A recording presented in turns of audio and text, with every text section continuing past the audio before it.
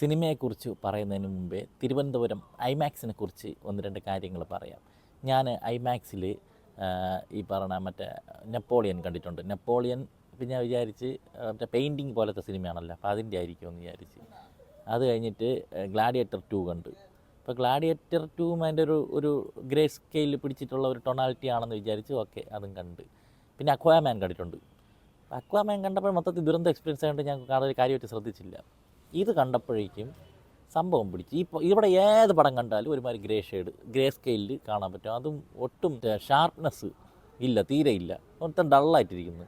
സ്ക്രീനിന് brightness കുറവാണ്. ഇത് അത്യാവശ്യം ഇതിൻ്റെ ട്രെയിലറൊക്കെ നമ്മൾ കണ്ടിട്ടുള്ള ആണല്ലോ, കളർഫുൾ സാധനമാണല്ലോ. അതുമല്ല നമ്മൾ പണ്ടത്തെ ലയൺ കിങ് കണ്ടിട്ടുള്ളതാണ്. അപ്പോൾ അതിൻ്റെ എക്സ്പീരിയൻസ് മനസ്സിൽ കിടപ്പുണ്ട്. അത് വെച്ചിട്ട് ഇത് കാണുമ്പോഴേക്കും ഈ സിനിമയിൽ വിഷ്വലി കുറച്ച് പരിപാടികളൊക്കെ ചെയ്തു വെച്ചിട്ടുണ്ട്, 3D വൈസൊക്കെ. പക്ഷേ ഇതൊന്നും ഫീൽ ചെയ്യാൻ പറ്റുന്നില്ല. മൊത്തത്തിൽ ഡള്ളായിട്ട് അതോടെ ഉറക്കം. കുറച്ച് നേരെ സ്ക്രീൻ നോക്കി കഴിയുമ്പം മറ്റേ ഉറക്കം ഇതിൻ്റെ സെറ്റപ്പാണ് വരുന്നത്. അതിപ്പോൾ ഏത് പടം കണ്ടാലും ഇവിടുത്തെ ഐമാക്സിൽ ഇത് തന്നെയാണ് പ്രത്യേകത. ഏറ്റവും ബാക്കിലത്തെ സീറ്റിൽ പോയിരുന്നു കഴിഞ്ഞാൽ, ഏറ്റവും ബാക്കിലെ സീറ്റിലാണ് ഞാൻ ഇരുന്നത്. ഇന്നല്ല, കുറച്ച് ദിവസമായി കണ്ടിട്ട്. ഏറ്റവും ബാക്കിലുള്ള സീറ്റിൽ പോയിരുന്നു കഴിഞ്ഞാൽ നമ്മളിങ്ങനെ ചാരാനൊന്നും പറ്റില്ല. കാരണം ഇത് മറ്റേ അടിവാരം വരെ ഉണ്ടല്ലോ പടം, പൊക്കത്തിൻ്റെ സ്ക്രീനിൽ അടിവാരം വരെ കിടക്കുകയില്ലേ പടം. അതുകൊണ്ട് അങ്ങനെ ഇരിക്കാൻ പറ്റില്ല. അതെന്തെങ്കിലും ആവട്ടെ പോട്ടെ. പക്ഷേ ഈ വിഷ്വലി അത് നേരെ ആക്കണ്ടേ. ഇപ്പം ഈ 3D പോലും ഒരു ഇമ്പാക്റ്റും ഇല്ല ഇവിടെ. 3D കാണാൻ സൗണ്ടും വലിയ ഗുണമൊന്നുമില്ല. പിന്നെ എന്താണ് ഇത്രയും പൈസ വാങ്ങിയില്ലേ, 500-450 രൂപ വാങ്ങിയില്ല. അപ്പോൾ അതിൻ്റെ ഔട്ട്പുട്ട് കൊടുക്കല്ലേ. വലിയ മറ്റേ പർവ്വതം പോലത്തെ ഇത് ഉണ്ടാക്കിയിട്ടൊരു കാര്യമുണ്ടോ? സ്ക്രീൻ മാത്രം ഔട്ട്പുട്ട് വേണ്ട. ഒരു സിനിമ കാണുമ്പോൾ അതിൻ്റെ ഒരു ഇമ്പാക്റ്റ് വേണ്ട. ഈ സിനിമ വിഷ്വലി അതിൻ്റെ ഗ്രാഫിക്സ്, അതിൻ്റെ CGI പരിപാടികളൊക്കെ കുറേ നല്ലത് ചെയ്തു വെച്ചിട്ടുണ്ട്. കുറേ സാധനങ്ങളുണ്ട് 3Dയിലായാലും. കുറേ ഒരു ടെറൈനകത്ത് കുറേ പരിപാടികൾ അവർ ചെയ്തു വെച്ചിട്ടുണ്ട്. പക്ഷേ ഇതൊന്നും ഫീൽ ചെയ്യില്ല.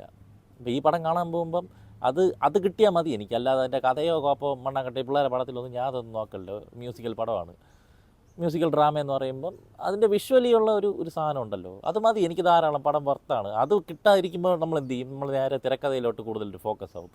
തിരക്കഥയിലോട്ട് ഫോക്കസായി കണ്ടപ്പോഴേക്കും ഈ പടം പിന്നെ ഒരു പഴയ തിരക്കഥ അത് തന്നെയാണ്. അതിനെ എടുത്ത് തിരിച്ചും മറിച്ചും വെച്ചിട്ട് ഒരു ഉടായിപ്പ് സാധനം ഉണ്ടാക്കി വെച്ച പോലെയാണ് എനിക്ക് ഫീൽ ചെയ്തത്. മറിച്ച് ഞാൻ പറഞ്ഞില്ലേ, നല്ലൊരു തിയേറ്ററിൽ ഞാനിപ്പോൾ കണ്ടിരുന്നെങ്കിൽ അതിൻ്റെ വിഷ്വലി ഉള്ള സാധനങ്ങളും സൗണ്ടും 3D ഒക്കെ കൊണ്ടിട്ട് ഒരു നല്ലൊരു തിയേറ്റർ എക്സ്പീരിയൻസ് കിട്ടുമായിരുന്നു. പക്ഷേ അതെനിക്ക് കിട്ടിയില്ല. അതിന് വരെ സ്ക്രീൻ പ്ലേ നോക്കിയപ്പോൾ അതും ഒരു ദുരന്തം ആയിട്ടാണ് തോന്നിയത്.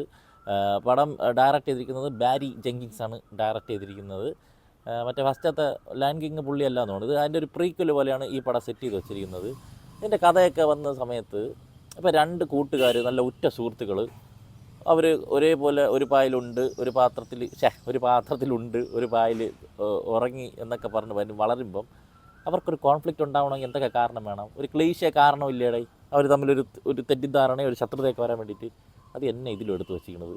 മറ്റേ പടം കണ്ട സമയത്ത് ബാഹുബലിയിലൊരു ഫ്ലേവർ അടിച്ചു. പിന്നെ ബാഹുബലിന്ന് കോപ്പി അടിച്ചെന്നൊക്കെ പറയാൻ പറ്റില്ല. കാരണം പണ്ട് നമ്മൾ ലയൺ കിങ്ങിൻ്റെ കഥ വായിച്ചിട്ടുള്ളതല്ലേ.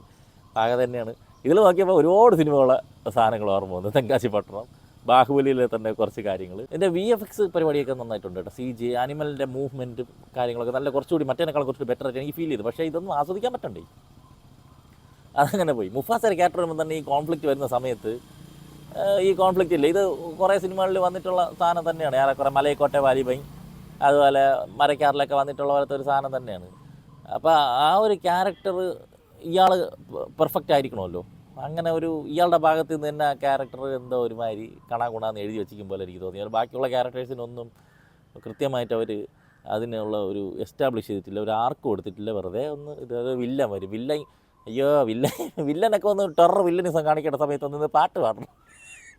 മേ ബി പിള്ളേർക്ക് വേണ്ടിയിട്ടുള്ള സിനിമയല്ലേ, അപ്പോൾ നമ്മൾ അതൊന്നും നോക്കേണ്ട കാര്യമില്ല. എന്നാലും അതൊക്കെ ഒരു യാച്ചേട്ടൽ വല്ല. മൊത്തത്തിൽ എനിക്ക് ഭയങ്കര ഒരു ശോകം എക്സ്പീരിയൻസ് ആയിരുന്നു ഈ സിനിമ തന്നത്. ഒന്നാമതേ എനിക്ക് തിയേറ്റർ ഇഷ്ടപ്പെട്ടില്ല. ഐമാക്സിൽ ഞാൻ കാണില്ല എന്ന് തന്നെ വെച്ചിരിക്കണം. പക്ഷേ ചില സിനിമകളുടെ ടൈമിംഗ് വരുമ്പോഴേക്കും നമുക്ക് കണ്ടുപോകേണ്ടി വരും എന്നുള്ളൊരവസ്ഥയാണ്. ഈ സിനിമ ഇങ്ങനെ തന്നെ. എൻ്റെ ക്ലൈമാക്സ് ഇതൊക്കെ പ്രഡിക്റ്റബിളാണ്. കുറേ നല്ല സീക്വൻസ് ഉണ്ട് സിനിമയിൽ. പ്രത്യേകിച്ച് ആദ്യത്തെ ഒരു 45 മിനിറ്റ് നന്നായിട്ട് നല്ല രസത്തിൽ കണ്ടുകൊണ്ടിരുന്നതാണ്. പിന്നെ അങ്ങോട്ട് ഇത് ഡ്രാഗ് ആവാൻ തുടങ്ങി. പിന്നെ വരുന്ന ഞാൻ പറഞ്ഞില്ല, ഈ കോൺഫ്ലിക്ട്സ് ഒക്കെ ഇതിപ്പം പിള്ളേരുടെ പടമാണേ, ഡിസ്നിയുടെ പടമാണേന്ന് വിചാരിച്ച് നമുക്ക് വേണമെങ്കിൽ തള്ളാന്ന് കുറേ പേരൊക്കെ പറയും. പക്ഷേ ഇതൊക്കെ വല്ല മലയാളം സിനിമയിലാണ് വന്നിരുന്നെങ്കിൽ അവന്മാരെല്ലാം ക്രിഞ്ചാണ്, മറ്റേതാണ്, ക്ലീശയാണെന്ന് പറഞ്ഞിട്ട് വരുമായിരുന്നു. ഇതാകുമ്പോൾ കുഴപ്പമൊന്നുമില്ല എന്നുള്ള സെറ്റപ്പാണ്. അതൊക്കെ തന്നെ മുഫാസ ചെയ്യുന്നത്. ഞാൻ സിനിമ നേരത്തെ കണ്ടതാണ്. പിന്നെ അത്യാവശ്യപ്പെട്ട് പറയാനൊന്നും ഇല്ലല്ലോ, അതുകൊണ്ടാണ് വെച്ചോണ്ടിരുന്നത്. എന്തരാ വരട്ടെ.